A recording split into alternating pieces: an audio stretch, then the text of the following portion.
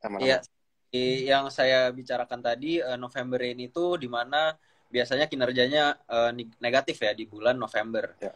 Dan kenapa biasanya itu banyak investor atau juga trader yang mengkoleksi saham di fenomena November rain ini karena November rain itu dilanjutkan dengan Santa Claus Rally dan juga window dressing. Makanya kita sering bilang November rain itu adalah waktu yang tepat untuk kita mengkoleksi saham-saham yang sudah terdiskon atau juga yang teknikal atau fundamental yang menarik untuk mempersiapkan kita ke sentimen-sentimen positif di kedepannya begitu.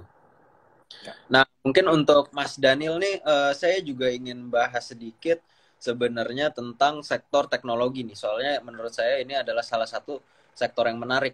Karena kan kalau kita Oke. udah lihat sejak The Fed udah mulai naikin suku bunganya cukup agresif, kan sektor teknologi itu udah mulai tertekan ya, dan tertekannya itu Betul.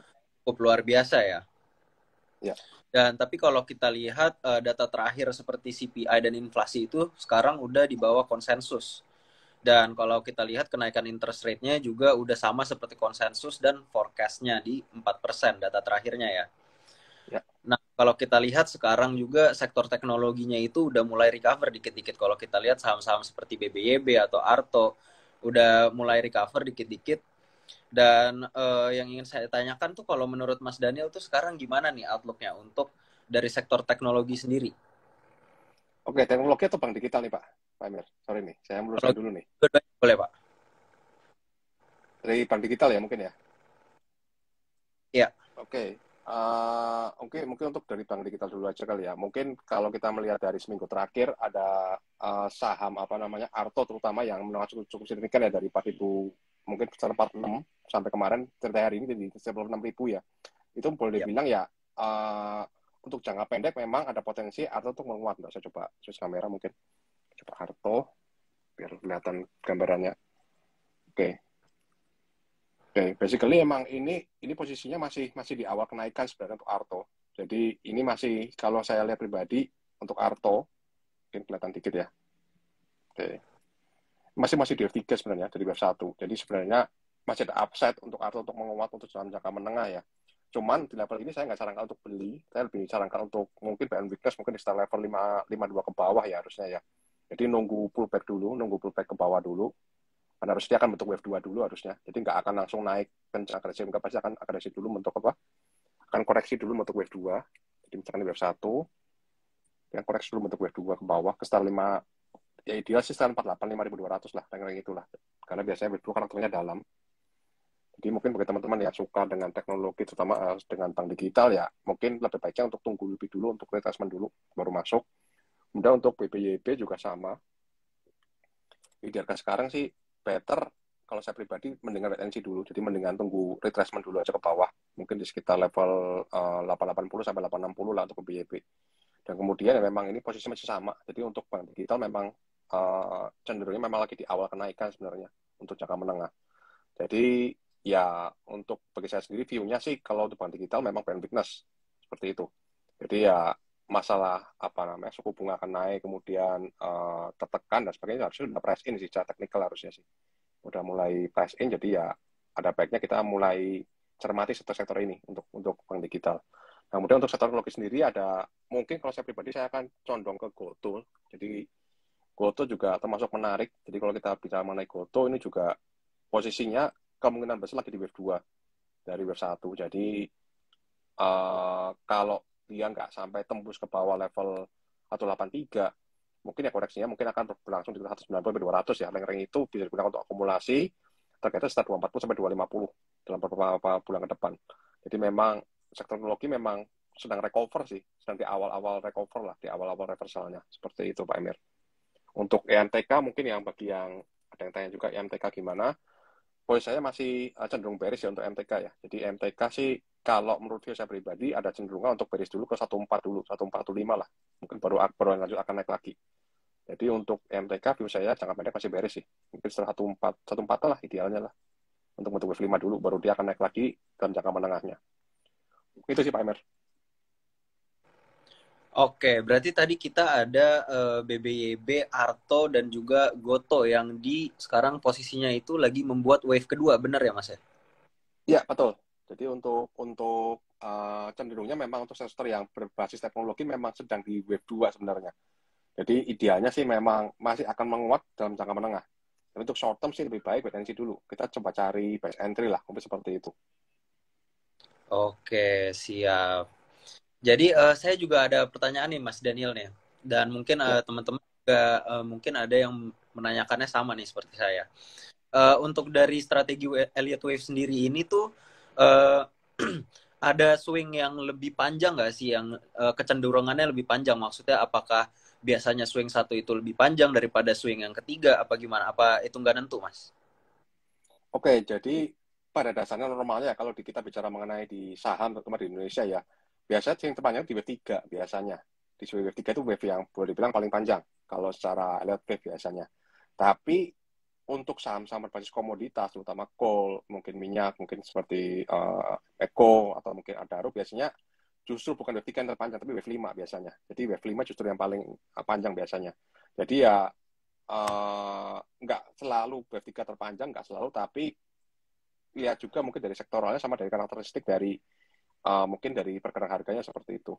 Karena biasanya kalau kita lihat dari historical, statistik mengatakan bahwa saham-saham berbasis komoditas, entah itu ya dari minyak, mungkin batubara, itu biasa cenderungnya ekstennya di wave 5 biasanya sih. Itu mungkin Pak Emir. Oke, berarti untuk ketiga saham yang tadi kita udah sebut sebenarnya cukup menarik ya untuk kita strateginya menunggu dia selesai retrace dulu untuk selesai membuat wave 2-nya, lalu kita ambil di wave ketiganya begitu ya. Iya, betul, betul. Jadi kita memang lebih enak kita nunggu wave 2-nya kebentuk dulu, mungkin nanti ada gerakan yang agresif, baru kita mulai entry. Seperti itu. Itu lebih lebih safety sih, kalau secara lihat wave juga. Oke, siap. Menarik, menarik. Nah, kita mungkin akan intermezzo sedikit nih. Kita ada pertanyaan dari Cuan Troopers. Yang pertama itu minta view-nya untuk BBRI dan BBNI dan apakah masih ada upside-nya. Nah, ini gimana nih, Mas Daniel? Oke, untuk BBRI ya. Oke, saya coba flashback ke belakang ya untuk melihat, saya coba buka slide saya. Jadi waktu itu saya pernah bikin, jadi ini saya ambil dari view outlook saya di bulan Juni. Jadi waktu saya diundang untuk menjadi pembicara di IFTA. IFTA itu International Federation of Technical Analysis. Nah itu saya coba coba buka aja PowerPoint-nya. Jadi waktu itu saya juga sempat bilang BBRI mungkin ya. Nah, kita bisa lihat di sini bahwa pergerakan harga itu nggak random sebenarnya. Pergerakan itu ada polanya. Saya coba ubah nih. Ini ada RO, BCA, BRI ya. BRI. Oke, ini BRI. Terus saya bilang di sini, di seminar itu di bulan Juni kemarin, saya bilang bahwa BRI harusnya turun dulu. Jadi waktu itu masih di wave B dari wave 3 ya. Turun dulu ke sekitar 4.200. Jadi dia akan turun dulu ke sini.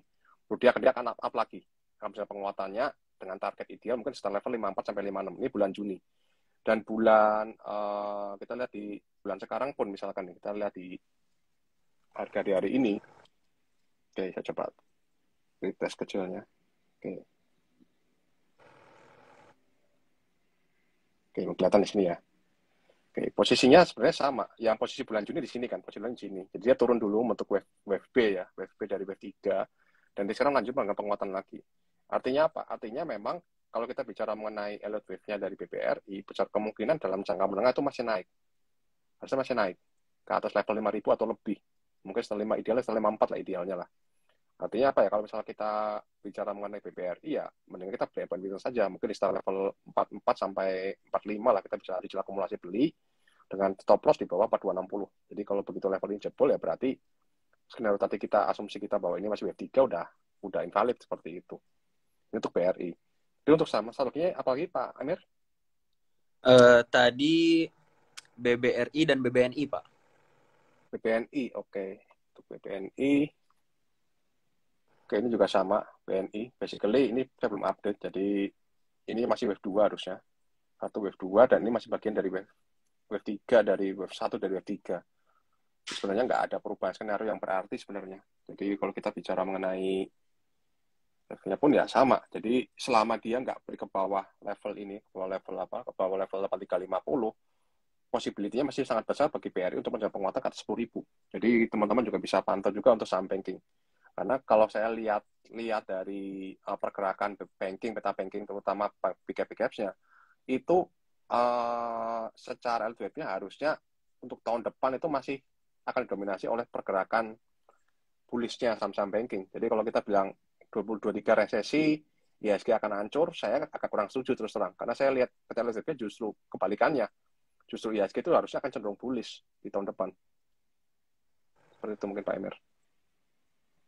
Iya, saya juga setuju sih Pak untuk outlook ke 2023-nya memang mungkin bulan lalu dan 2 bulan yang lalu itu sempat banyak yang fear mongering juga ya, dan banyak kabar-kabar bahwa dunia akan resesi, US akan resesi, dan dampaknya itu global. Tapi sebenarnya kalau kita lihat itu lama-kelamaan justru sentimennya lebih positif ya, lebih bullish untuk outlook ke 2023. Iya, betul, betul.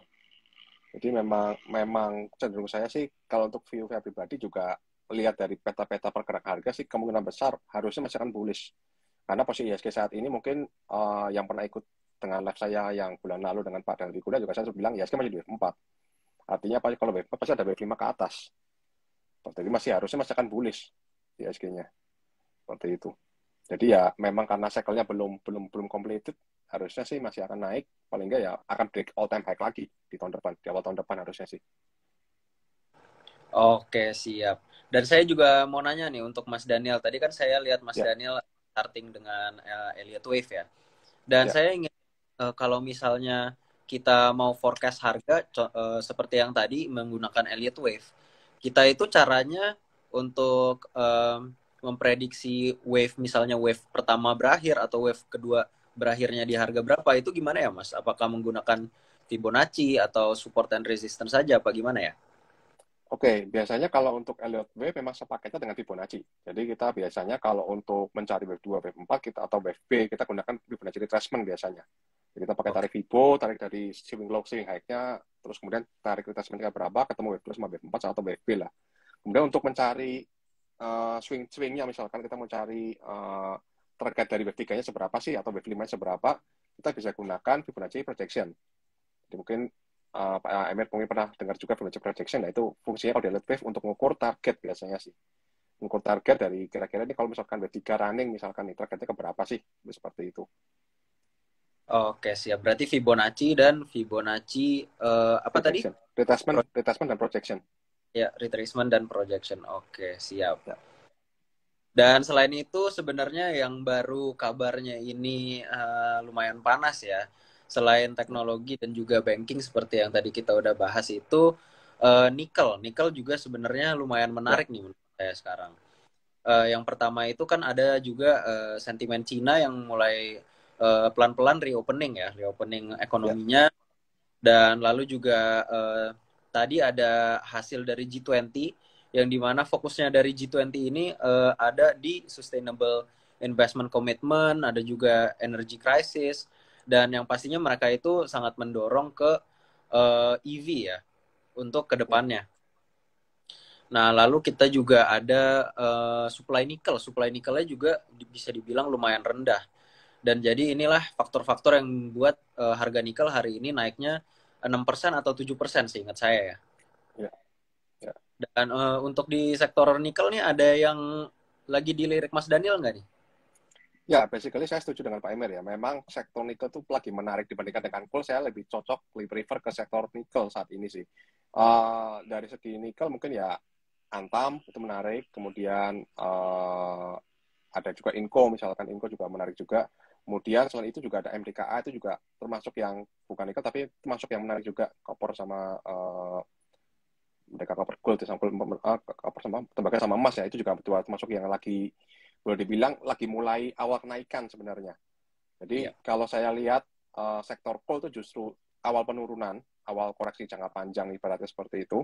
Kalau sektor nikel justru di awal lagi pemulihan lah, lagi reversal lah seperti itu. Jadi memang untuk sektor nikel ya saya melihat sih memang cenderungnya akan bullish sih dalam beberapa 1-2 bulan ke depan sih. Iya, memang juga sektor nikel flow-nya itu juga luar biasa besar ya. Kalau saya ingat Ya, di seminggu awal ini flow-nya itu salah satu yang paling besarnya itu di emiten-emiten nikel. nikel betul. Kalau coal sih saya setuju sih Mas. Kalau kalau coal itu juga kita lihat dari harga batu baranya sekarang udah mulai menurun. Sekarang kalau nggak salah Don't track. di 30 ya. Ya. Sekarang 330 dan biasanya itu kan dia high-nya itu dari di range 400 sampai 450. 450. Iya. Ya. Dan saya sendiri sih memang udah jualan semua sih emiten-emiten call-nya ya. Oke. Dan saya sekarang udah mulai switch ke nikel nih. Ya, ya. Iya, jadi teman-teman kalau misalnya masih ada yang hold apa namanya call, boleh juga nggak apa-apa sebenarnya, masih oke untuk di hold, tapi harus rawan profit takingnya ya teman-teman. Soalnya sepertinya kalau dari saya lihat sih, ini udah ada mulai rotasi euforianya dari call menuju nikel. Nikel, betul. Saya setuju sih. Dan mungkin boleh kita jawab salah satu pertanyaan lagi nih dari Cuan Troopers. Ada yang menanyakan view-nya untuk ITMG dan Adaro menurut Eliotation. Nah, pas banget nih kita lagi bahas sektor coal. Ini view-nya Oke. gimana nih untuk ITMG Coba dan Adaro? saya suspek ya. Coba saya suspek. Basically ini saya jarang-jarang update sektor coal karena saya lihat, nah ini kebetulan saya belum update, saya udah lama nggak update chart saya. Dan itu masih on track. Saya bilang ini wave 5. Dan berarti kalau koreksi ini wave 5 berarti turunnya agresif itu adalah wave A. Jadi ini adalah bagian dari wave A mungkin dari koreksi yang besar lagi. Artinya apa? Kalau polanya kayak gini, kita tahu kayak gini. Artinya apa? Kalau nanti ITMG rebound, meskipun dia turun mungkin karena orang bilang karena update kemarin dividen sebesar 4.000 misalkan, tetap aja secara teknikal kita bilang bahwa ya the price can everything. Artinya ya penurunan ini sebenarnya sudah ya diprediksi oleh market. Kalau kita lihat polanya gini, berarti kalau misalkan nanti dia naik rebound, misalkan dia rebound misalkan ke level katakanlah ke level 4 ke depan 39,5 kali ya, 39.000 sampai 42.000 ya kita gunakan itu untuk sell strength dulu. Karena apa? Karena besar kemungkinan itu kenaikannya adalah berupa WFB.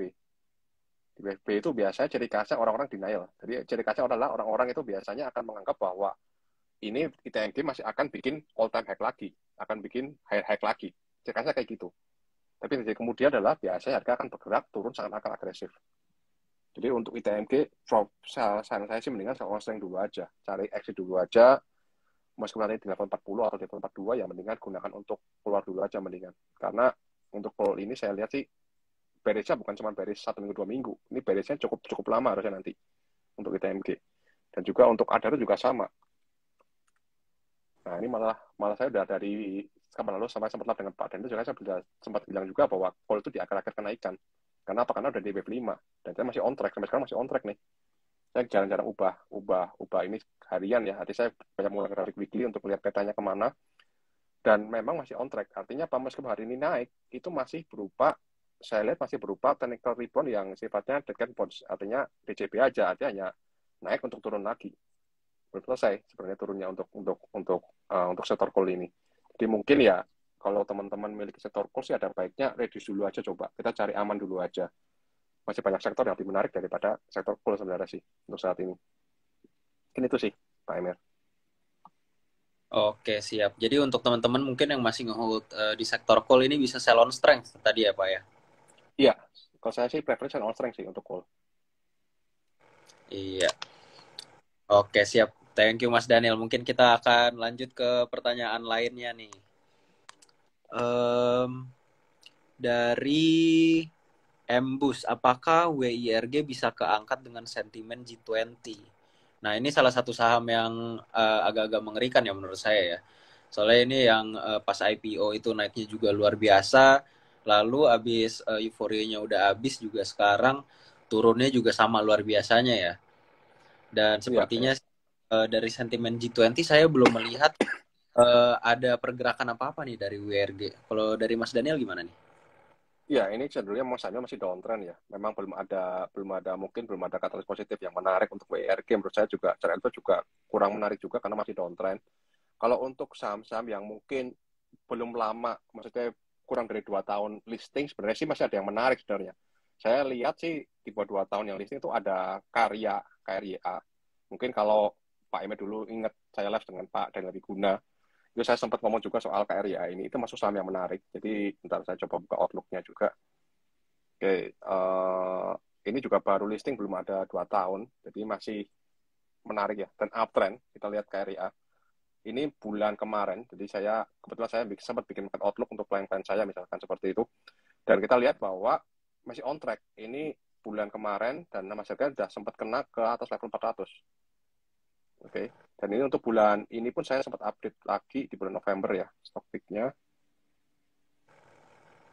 Nah, ini masih on track juga. Jadi kita lihat harusnya, ini kan masih di awal bulan kemarin ya, saya bilang bahwa harusnya karena masih akan naik lagi ke level 420 sampai 440 untuk wave 5. Dan kalau kita lihat grafik hari ini untuk KRIA pun udah kena. Oke, ini bisa bentuk high lagi. Jadi polanya itu mengikuti pola alert wave. Dan kalau kita lihat saham ini pun, ini masih kalau saya lihat, ini bisa wave 5, bisa juga wave 1. Tapi kalau saya lihat dari guideline-nya, misalkan karena panjangnya cukup panjang, jadi saya expect ini masih wave 1 dari wave 5 sebenarnya. Dari wave C, sorry. 1 dari C. Artinya, memang dia akan koreksi. Ini koreksi normal sebenarnya. Jadi mungkin koreksinya mungkin ya terdekat udah kena tadi di 392. Jadi kalau kita pakai Fibonacci retracement, itu udah kena di 392. Mungkin ideal ke sekitar 360 sampai 340, mungkin range ini ya. Ini idealnya, target koreksi idealnya. Jadi kalau misalkan besok karya ternyata turun di bawah 392, terus di bawah itu, arahnya akan ke sekitar 360 sampai 340. Dan boleh bilang ini merupakan bagian dari wave 2. Jadi kalau kita di wave 2, berarti ya kita akan expect nanti akan ada wave 3 ke atas. Jadi ini satu saham IPO yang menurut saya itu termasuk yang boleh dibilang cukup menarik lah dibandingkan dengan tadi WIRG. Kamu bisa pantau juga nanti, kalau misalkan teman-teman takut, wah ini beneran turunnya retest wave 3 atau enggak, misalnya seperti itu. Nah, teman-teman bisa juga manfaatin kalau misalkan dia break level ini. Break high-nya misalkan di break 444 kalau nggak salah ya, 444 ya juga termasuk menarik. 442, jadi kalau harganya break 442 teman juga bisa entry, itu pasti wave 3 seperti itu pasti gerakannya akan sangat-sangat agresif naiknya. Ini satu saham IPO yang mungkin menurut saya yang baru IPO yang belum lama ya, maksudnya termasuk yang menarik untuk sektor konstruksi. Kemudian yang kedua yang belum lama IPO juga, mungkin baru hampir 2 tahun juga, itu ada TAIS juga, TAIS. Ini juga strong uptrend juga. Daripada kita nyari yang strong downtrend, mending kita cari yang strong uptrend seperti itu. Ini juga tadi hari ini dia closing di 670. Gerakannya cukup agresif juga. Nah, ini kemarin saya sempat expect ini wave 5 udah selesai. Jadi saya sempat expect di awal wave 5 udah selesai. Jadi wave 5 udah selesai, ternyata kalau tadi lihat gerakannya tadi ini, dia gerakannya agresif ke atas, saya justru merubah skenario jangka pendek. Berarti ini bukan wave 5, ini berarti masih wave 1 dari wave 5. Artinya apa? Ya harusnya TAIS ini masih akan lanjut penguatan ke level 750 atau ke level 800 dalam jangka pendek, seperti itu. Cuman kalau mau teman-teman misalkan takut, oh ini belum confirm nih, memang betul belum confirm. Tapi dari segi lihat wave-nya, ini ada kemungkinan besar akan membentuk resistensi di wave 5. Nah, mungkin kalau mau konfirmasinya lebih aman, mungkin tunggu break ini aja. Jadi nunggu break 690 baru entry. Jadi sama-sama saham yang lagi bikin all time high. Bisa cenderungnya cukup menarik sih untuk ditradingkan maupun untuk teman-teman pantau. Seperti itu. Jadi misalkan besok misalkan TAIS ternyata break 690, teman bisa entry.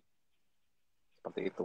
Ini mungkin satu saham dua saham IPO yang menurut saya justru lagi menarik sih dibandingkan tadi WIRG sih. Menurut saya Pak Emir. Seperti itu. Oke, siap. Thank you Mas Daniel. Mungkin ini boleh juga nih saya masukin watchlist saya sendiri nih. Saya juga jujur tertarik nih saya sendiri nih untuk Ya, dijadiin. siap. Oke, siap. Mungkin selain saham-saham yang tadi udah disebut, apakah masih ada jagoan-jagoannya lain nih Mas Daniel untuk yang masih di watchlist sekarang? Oke, saya pribadi sih untuk swing ya, untuk swing trading saya lebih fokus ke sektor-sektor berbasis semen di SMGR, INTP, kemudian B2 itulah masih top itu sih, SMGR sampai INTP sih. Itu juga boleh dibilang harusnya situ awal dari kenaikan jangka menengah sebenarnya. Untuk SMGR untuk INTP. Untuk consumer saya fokus ke Unilever. Jadi selain TAIS tadi saya fokus ke Unilever juga. Jadi kalau misalkan teman-teman coba saya back ke slide dulu ya. Oke, ini kebetulan saya sempat bikin di bulan November waktu itu juga, bulan Oktober. Oke, ini bulan Oktober ya. Saya sempat bicara mengenai Unilever. Oke, ini Unilever. Dan masih on track banget. Kalau kita coba tak slide, tak gede ini. Oke, bulan Oktober saya bilang bahwa Unilever masih akan naik setelah 53 sampai 55, kemudian akan turun lagi untuk wave 2. Ini outlook-nya saya bikin di bulan Oktober lalu, awal bulan Oktober lalu. Jadi ya memang pergerakannya on track banget. Jadi katanya sih di pengumuman beritanya katanya ada apa namanya, ada produk Unilever ditarik misalkan seperti beritanya. Tapi saya lihat BV kita nggak tahu beritanya itu apa. Tapi kita tahu bahwa ini akan bentuk wave 2. Turun ke level 4. Tadi terendah mungkin di sekitar 45-an ya. Mungkin kalau idealnya sih mungkin sekitar 4.000 sampai 4.200 idealnya. Nah, kalau teman-teman pantau, ini 5 gerakan naik. Artinya apa? Ya, kalaupun dia turun, harusnya dia akan masih lanjutkan penguatan lagi. Artinya, penurunan Unilever ini bisa kita gunakan untuk buy and weakness sebenarnya. Cuman ya masih sabar, karena ini kan bukan saham yang mungkin geraknya volatile seperti BRI, atau mungkin seperti saham-saham yang sekali gerak bisa berapa persen gitu. Mungkin akan cenderungnya lebih defensif, lebih digunakan untuk jangka panjang lah, dalam setahun lah. Unilever termasuk yang menarik sih untuk disimpan. Kemudian juga mungkin Astra juga cukup menarik, mungkin setelah level 6.100-an juga menarik juga Astra, karena posisinya masih di wave B harusnya, masih di wave B dari wave 5 harusnya ya. Jadi posisinya masih cenderungnya masih akan naik. Kemudian apalagi ya? Kira-kira banyak sih, banyak yang menarik sih untuk ini, untuk bulan November ini. Unilever, SMKA juga menarik. Tins tadi sempat dikatakan oleh Pak Emir ya, Tins Timah juga menarik juga. MTKA ini kebetulan saya bikin awal bulan kemarin, udah terbang duluan ke 46, udah running duluan. INTP juga harusnya masih awal kenaikan itu, jadi kalau misalnya koreksi ke 9998 ya bisa gunakan untuk weakness juga bisa. INKP short term-nya sih itu udah di akhir-akhir kenaikan mestinya target ideal 11.000, jadi teman-teman kalau punya INKP ya better ya tradingnya agak-agak lebih safety dulu aja, karena itu di wave 5 dari wave C ya, takutnya begitu 5 selesai dia akan koreksi ke bawah seperti itu. Untuk yang KP BRI tadi udah jelaskan di awal tadi. Untuk Aisyah juga untuk short term trade juga menarik, jadi selama dia nggak turun ke bawah 163 sih lebih besar potensi untuk naik ke 160-200 untuk Aisyah, untuk small cap-nya seperti itu. HS juga menarik juga. HS juga mungkin buat teman-teman yang suka bottom fishing itu juga bisa digunakan, mungkin di 500-520 bisa entry, stop loss di bawah 488, target mungkin sekitar 600 sampai 650 lah untuk edges. Jadi itu sih yang bisa jadikan watchlist sih untuk mungkin sebulan ke depan sih, Pak Emir. Oke, siap, luar biasa, banyak banget nih tadi udah dikasih chartnya juga dan beberapa watchlist emiten ya yang udah dibahas oleh Mas Daniel nih. Nah, untuk teman-teman Ya, mungkin nanti yang mau nonton lagi, mungkin nanti ada yang lupa atau yang kelewatan, mungkin nanti bisa ditonton lagi di IG kita, nanti akan di save videonya dan bisa ditonton lagi live kita malam ini agar bisa dimasukin ke watchlist masing-masing ya teman-teman, dan jangan sampai kelewatan saham-saham yang cuan ini, insya Allah cuan ya untuk di depannya. amin. Ya, Lalu dan tadi sempat dibahas itu banyak di sektor semen dan konsumer ya berarti. Dan ya. kebetulan ini ada yang nanya nih untuk view-nya ke MPPA gimana Mas Daniel? Oke, ini juga saham yang menarik juga ya. Kalau boleh dibilang ini baru bergerak, mungkin belum baru bergerak di awal-awal kenaikan juga untuk BPA. Oke, ini saya view juga sama. Oke, saya coba ubah ke di daily. Nah, ini juga sama. Harusnya sih kalau kita lihat polanya ini cenderungannya ini lagi di wave 1 sebenarnya. Jadi boleh dibilang ini masih satu dari wave 1 lagi. Jadi tapi ada kemungkinan besar dia akan koreksi dulu cukup dalam. Karena apa? Karena ini kita lihat ini gerakannya udah 5 gerakan sebenarnya untuk MPPA ini. Jadi ini wave satunya di sini, ini wave 1, ini wave 2, ini wave 3, ini wave 4, wave 5 dari diagonal. Jadi pokoknya kita bilang ini wave 1 ya bisa aja, artinya apa ya? Berarti dia akan cenderung retest dulu. Cenderung retest mungkin ke setelah level, saya coba hapus dulu. Kita level idealnya setelah level ini biasanya 1,8, 138 lah idealnya, 138 145 lah, itu ideal untuk koreksinya retracement-nya. Jadi mungkin teman-teman bisa pantau MPPA kalau harganya turun di bawah 145, mungkin akan lebih aman masuk di situ. Jadi stop loss kita di bawah 135 gitu aja. Itu mungkin biasanya sih karena itu wave 2 biasanya cenderungannya bisa koreksinya akan cenderung dalam, artinya biasanya koreksinya akan cenderung di level di atas 50% biasanya sih. Jadi mungkin untuk PPA ya, untuk jangka menengah itu menarik. Tapi untuk short term, mendingan tunggu di bawah 35 dulu aja. Kita nggak usah nguber harga ke atas. Gitu sih menurut Pak Emir, menurut saya. Oke, jadi untuk MPPA wait and see dulu ya, tapi potensinya emang bagus ya untuk kedepannya ya Mas ya. Ya, potensi bagus. Cuma untuk short term sih, mendingan tunggu antri agak jauhan dulu aja lah. Seperti itu. Oke, siap. Nah, pertanyaan selanjutnya menarik nih untuk dari Ikades. Mohon view-nya untuk sektor oil dan gas. Apakah masih menarik dan ada upside? Nah, mungkin kita boleh nih Oke. bahas Mas Daniel untuk sektor oil dan gas nih. Oke, oil and gas ya. Oke, saya coba mungkin dari Medco dulu aja kali ya. Medco saya sempat bikin PowerPoint-nya dulu bulan Oktober ya. Oktober saya sempat bikin ini Medco. Jadi kalau teman bisa lihat di sini, bulan Oktober kemarin saya sempat bikin bahwa harusnya Medco masih akan naik ke 1.100. Ini bulan Oktober kemarin, jauh sebelum hal ini ada ya. Kita bisa cek di sini bahwa pergerakannya on track sebenarnya. Artinya apa? Kalau kita lihat Medco secara garis besarnya, itu udah di wave 5. Jadi wave 5 dari wave 1 kan seperti itu. Cenderungnya apa? Artinya ya kalau kita punya Medco, lebih baik hati-hati dulu. Lebih hati-hati dulu karena apa? Karena takutnya wave 2-nya kebentuk dan Medco misalkan turun di bawah level 1000. Itu yang saya agak worrykan sebenarnya untuk Medco sih. Untuk Elsa juga sama. Basically sih, oke, ini Elsa. Kita bisa pantau mungkin di level ini aja. Di level 1, berapa nih? Di level 338 ya, itu support kuatnya ya. Jadi jangan sampai Elsa turun ke bawah level itu. Kalau nggak turun ke bawah level itu, besar kemungkinan lagi di awal wave 5 sebenarnya sih. Jadi ini koreksi masih bagian dari wave A, wave B dari wave 5 di bentuk diagonal. Jadi teman-teman bisa pantau aja mungkin dengan kondisi sekarang ya mungkin risiko cukup menarik. Jadi mungkin resiko kita mungkin sekitar 10 poin katakanlah 346 ke 338. Reward kita ada potensi upside lumayan jauh, mungkin ke 8400 sampai 420. Jadi boleh dibilang mungkin ini termasuk yang untuk spekulan termasuk menarik sih ini untuk Elsa sih. Seperti itu. Tapi ya untuk oil and gas sendiri saya sih prefernya mungkin lebih ke Elsa daripada ke Medco tadi. Kalau Medco tadi tak lihat sih cenderungnya takutnya ini udah wave A takutnya. Kalau ini wave A, ini wave B, ya berarti ini selesai wave. Akan bentuk koreksi lebih dalam lagi bentuk wave 2 ke level 90 sampai 1000 misalkan seperti itu. Untuk Medco. Untuk gas mungkin untuk pegas ya, mungkin untuk pegas. Basically saya juga sama view-nya. Jadi udah selesai 5 gerakan harusnya ini untuk pegas. Jadi sekalipun nanti ini pegas naik ke level 1850 sampai 1900 ya itu sebenarnya lebih ke arah mungkin menurut saya lebih ke arah wave 2 sebenarnya sih. Wave B dari wave 2. Jadi wave A kemudian dia akan naik bentuk wave B ke atas misalkan seperti ini. Oke, lalu dia akan turun lagi bentuk wave C. Seperti itu. Jadi untuk pegas sih saya lebih ke arah mungkin ya saya all strength aja sama. Jadi cenderung kurang menarik sebenarnya sih kalau untuk invest jangka panjang sih. Dan ini sih view saya seperti ini kalau untuk gas. Oke, jadi untuk Menurut oil saya. dan gasnya tidak terlalu bullish ya untuk kedepannya ya Mas ya.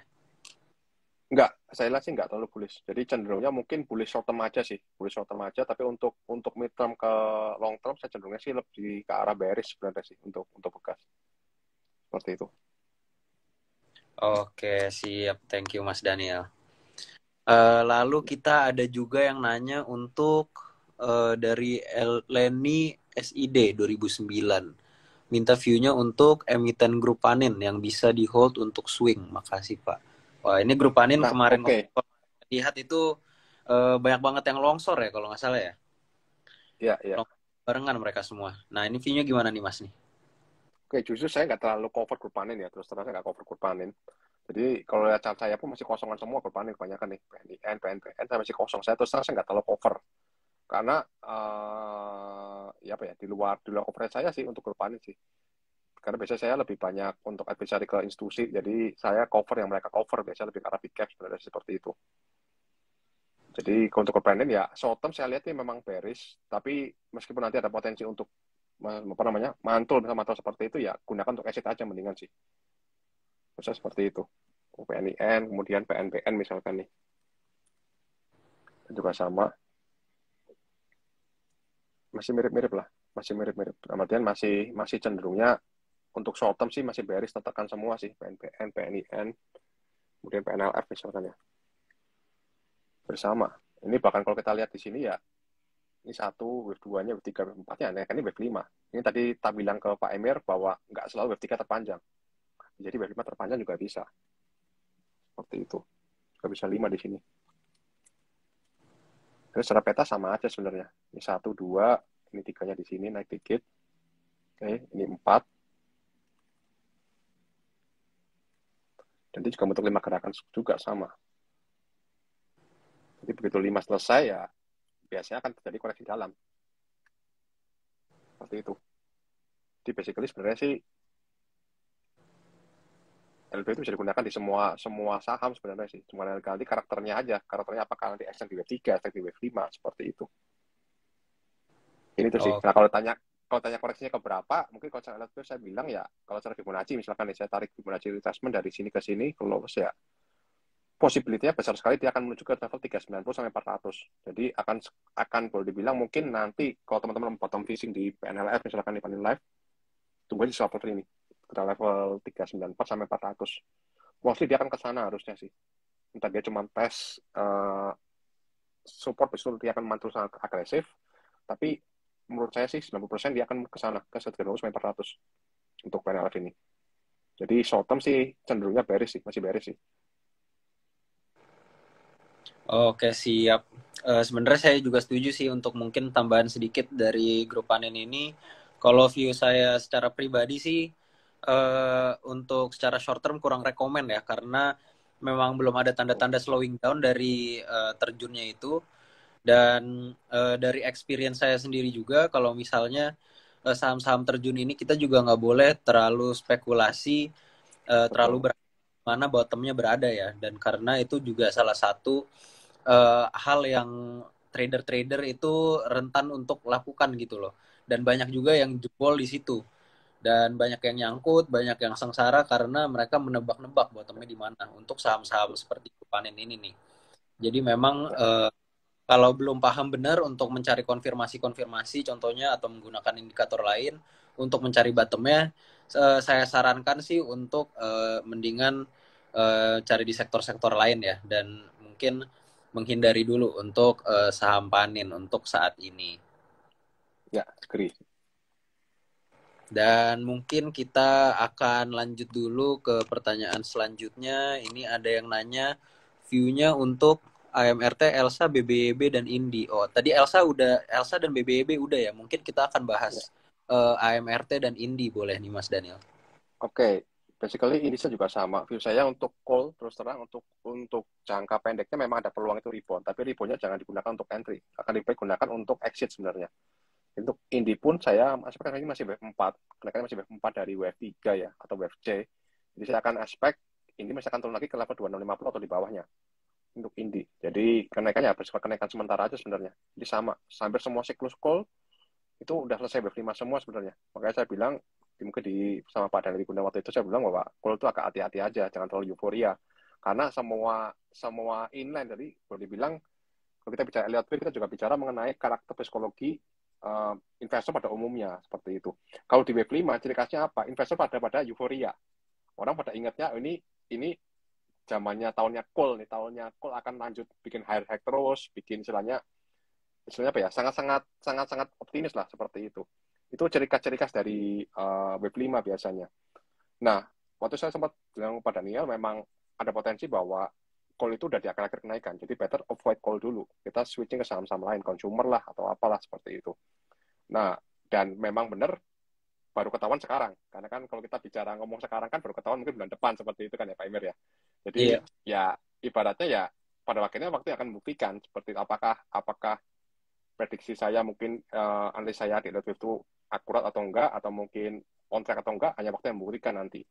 Seperti itu. Untuk Indi pun saya bilang masih akan bearish. Jadi teman-teman yang punya Indi, better sih agak hati-hati aja. Mungkin akan baiknya kalau misalkan nanti di bawah 2850 atau mungkin akan ada gap di situ ya 2850-an ya.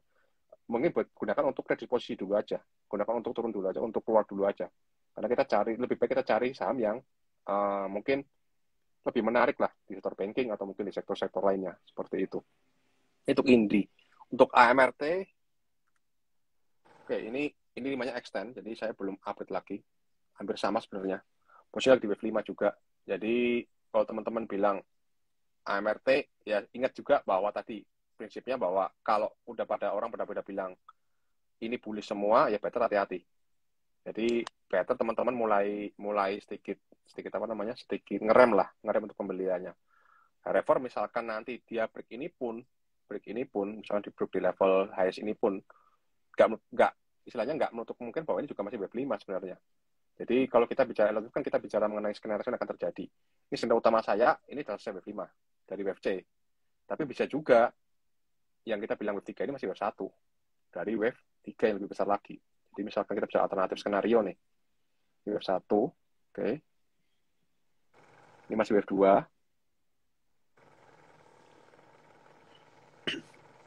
Ini masih wave 3 ke atas ya. Jadi naik ini masih wave 3. Boleh kah begini? Boleh aja. Nggak ada yang dilarang. Maksudnya secara kaitan juga nggak dilarang. Tapi meskipun nanti dia break ke atas level ini, bikin di atas 2840, tetap ujung-ujungnya harus retest untuk wave 4. Dimana kalau ini kejadian, wave 4-nya cukup dalam. Kita bisa cek di sini, misalkan dia di 3000, misalkan nih, wave 3-nya berakhir misalkan. Retest pun pasti akan balik ke harga level 226 lagi. 2526 lagi. Jadi daripada kita istilahnya ngejar harga ke atas, itu kita tungguin dulu. Kira-kira nih mana yang jalan skenario seperti itu. Jadi kita nggak usah buru-buru eksekusi karena apapun yang terjadi, saya sih expect mungkin 3 bulan ke depan harusnya AMRT akan kembali ke bawah lagi, ke bawah 26. Seperti itu. Itu AMRT view saya sih. Jadi nggak terlalu banyak apa terpengaruh oleh harian lah. Mungkin seperti itu sih. Oke, jadi emang rata-rata untuk call view-nya sama ya. Jadi Sama. lebih baik digunakan kalau misalnya naik digunakan untuk sell on strength ya, jangan malah masuk lagi gitu ya Pak ya. Ya, betul, betul. Oke, siap. Nah, ini ada yang menarik nih Mas. Kalau misalnya dari Elliott Wave sendiri itu bisa digunakan nggak sih sebenarnya untuk pergerakan dari IHSG sendiri? Dan kalau misalnya bisa, apakah boleh ditunjukkan ke depannya pergerakan IHSG kira-kira gimana nih Mas? Oke, untuk ngomong IHSG, saya mungkin balik dulu ke zaman lama ya. Mungkin kalau kita bicara Oktober, mungkin katakan coba ubah ke Juni kemarin. Jadi Juni saya sempat ngomong juga di IFTA juga waktu itu. Ini PT IHSG tahun lalu. Ini PT IHSG di bulan Juni kemarin. Jadi saya bilang bahwa IHSG memang ada potensi dia akan bentuk sideways. Jadi yang ini saya akan sideways atau dia akan bentuk high lagi dan turun lagi. Jadi ibaratnya apapun skenario tetap posisi IHSG itu lagi di wave 4 dari wave 3. Jadi ibaratnya ya meskipun dia turun pun masih akan harus bikin high lagi untuk bentuk wave 5. Ini bulan Juni kemarin di IFTA. Kemudian saya update skenario di bulan kemarin, di bulan Oktober. Oke. Oktober saya coba update dulu. Oke, ini Oktober. Di Oktober, saya coba bilang bahwa ISG harus turun ke bawah sini dulu ya, ke level 68 sampai 67. Jadi di pink ini, atau biru ini, turun dulu, dan dia akan bounce. Nah, bounce yang ini kita nggak tahu adalah apakah bentuk bagian dari wave 5 dari wave 3. Artinya dia akan langsung break high ke atas, agresif ke atas, ke level 76 ke atas, bentuk wave 5 dari wave 3, atau dia akan bentuk complex correction. Artinya mungkin ya ini wave W, WX, kemudian sideways bentuk triangle misalkan yang bentuk wave Y, baru dia akan lanjut lagi ke atus ke level 77 ke 8.000 misalkan seperti itu. Tapi either dia skenario pink atau skenario biru, view-nya tetap sama, ya harusnya bullish untuk tahun depan. Jadi tinggal kita lihat aja kira-kira dari dua pola ini mana yang paling besar probabilitas untuk kejadian. So far sih saya lihat memang untuk IHSG sendiri sih jangka pendeknya cenderungnya sih harusnya akan bullish. Meskipun tertekan ya mungkin tertekan 1-2 minggu habis itu dia akan lanjut naik lagi harusnya sih. Betul Pak Emir. Oke, siap. Thank you Mas Daniel nih. Mungkin kita masih ada waktu untuk satu pertanyaan lagi ya sebelum kita tutup IG live kita untuk malam ini nih. Mungkin ini ada yang nanya untuk Mas Daniel, bagaimana cara mencari emiten yang masih berada di wave 2 dan bagaimana cara masuknya? Oke, kalau kita bicara mengenai Elliott Wave sendiri ya, kalau kita bicara mengenai itu di Wave 2 atau enggak, kita masih counting ke belakangnya dulu. Artinya kita harus tahu dulu, kita harus menguasai namanya, mungkin ya harus menguasai koreksinya dulu. Kita harus cek koreksinya, apakah itu sudah selesai belum pattern koreksinya ini.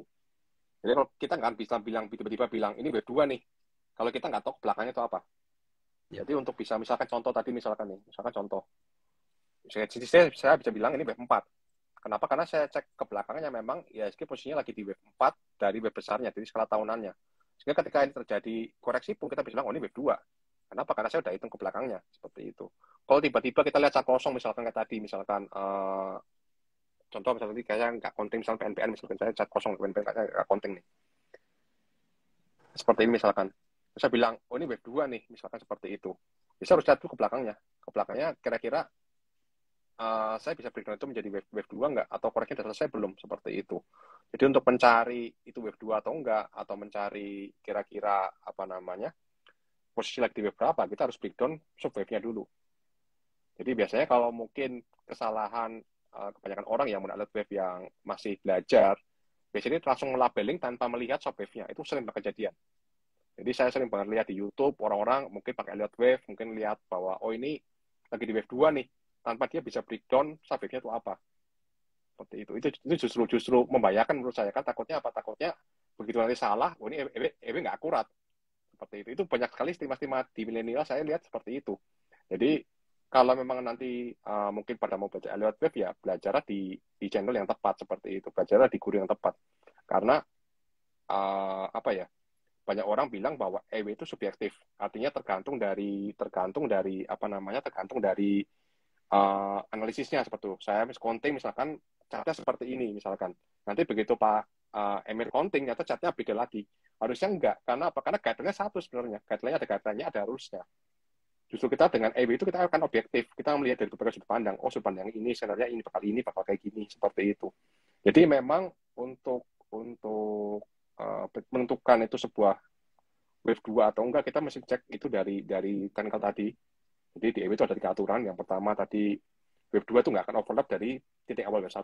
Itu aturan yang basic yang tentu sama orang istilahnya pengguna itu harus patuhi seperti itu. Yang kedua kita gunakan social moods. Social moods dalam artian itu karakter dari investornya, karakter dari investor masanya seperti itu. Kalau kita bicara wave 2, tetapi justru orang-orang pada euforia, itu nggak cocok. Karena apa? Karena wave 2 ciri khasnya apa? Ciri khasnya adalah wave 2 adalah ciri khasnya orang-orang pada fear, pada depresi, pada fear, pada takut. Contoh misalnya di Arto kemarin. Mungkin kalau kita lihat Arto ya, chartnya Arto. Oke. Chart Arto. Ini juga sama. Ketika teman-teman kemarin bisa rasakan nggak? Ketika teman-teman rasakan di level kemarin, di level 46 atau 47 kemarin. Orang pada euforia atau pada fear. Dan begitu harga nggak break new low, langsung tarik ke atas kenceng banget. Ya kan? Ini kan dilihat gerakannya 3 hari langsung dari 46 level ke sampai ke 6 ribuan. Sangat agresif. Ini ciri khas wave 3 biasanya. Atau bagian dari wave 3. Seperti itu. Jadi kita bicara itu wave 1, wave 2, wave 3 itu ada guideline sebenarnya. Nggak sembarangan kita menentukan itu wave 2, itu enggak. Itu ada rules-nya sebenarnya. Ada guideline-nya. Jadi gitu Pak Emir, tipsnya mungkin dari saya. Oke, siap. Mungkin kalau dari saya sendiri mungkin agak-agak misleading ya kalau misalnya kita maksain mau cari saham untuk yang lagi di wave 2 gitu loh. Soalnya kalau menurut saya sih kalau kita memaksakan untuk mencari saham yang lagi di wave 2 yang harusnya nggak wave 2 justru malah kita paksa-paksain gitu. Malah oh ini wave 2 nih padahal belum tentu juga. Jadi mungkin menurut saya lebih baik untuk membuat watchlist kita sendiri, kita familiar sama universe saham kita sendiri, lalu satu-satu kita analisa dan dari situ baru kita track pergerakannya bagaimana dan kalau memang kebetulan ada yang di wave 2 mau ke wave ketiga baru dari situlah kita entry di mana berakhirnya wave keduanya begitu ya Mas kira-kira ya. Benar, saya agree sekali dengan Pak Emir sih. Jadi untuk WordPress mending kita cari yang benar-benar kita tahu mungkin apal gerakannya sehari-harinya seperti apa. Kemudian kita juga istilahnya ya sering ngamatin saham itulah. Kita tahu polanya. Oh ini memang kalau misalnya polanya kayak gini, dia bakal kayak gini. Polanya ini seperti itu. Itu akan lebih membantu kita dalam trading sih terutama sih. Dan mungkin bagian cuan troopers juga sama. Mungkin kita bisa bikin WordPress kita sendiri. Karena biasanya tiap orang beda-beda karakter resikonya nih. Saya misalnya karakternya lebih cenderung lebih suka yang swingnya agak terlalu apa namanya returnya nggak terlalu agresif misalkan nih. Kita Pak Emir tipenya agresif misalkan, berani yang swingnya kayak gini. Pasti akan balasnya akan beda. Seperti itu. Oke, itu sih dari saya juga Pak Emir. Iya, benar saya juga setuju. Dan karena waktu kita tinggal 1 menit lagi, mungkin sebentar lagi akan kita tutup. Jadi Ya, thank you teman-teman semua Cuan Troopers yang udah datang ke IG live kita malam ini, dan juga thank you banget Mas Daniel udah ya, meluangkan waktu untuk mengisi IG live kita hari ini dan berbagi sharing-sharing ilmu tentang Elliott Wave dan juga emiten-emiten yang menarik ya untuk kita koleksi di November ini nih. siap. Dan Thank untuk you juga Pak Emir ya. yang pengen nonton lagi bisa nonton nanti di IG kita Sukor Sekuritas, nanti akan kita save lalu nanti bisa di replay ya untuk teman-teman yang ingin nonton ulang, jadi biar nggak kelewatan apa-apa nih untuk materi kita malam ini. Dan sekali lagi thank you Mas Daniel, thank you Cuan Trooper semua, semoga tradingnya lancar, investasi lancar, dan semoga kita semua cuan nanti di Santa Claus Rally dan juga window dressing nantinya ya. Amin. Amin. Thank you Pak Emir. Thank you contoh Siap. semuanya. Selamat Ya. malam Mas Daniel. Thank you Malam semuanya. Pak. Thank you semuanya. Stay safe.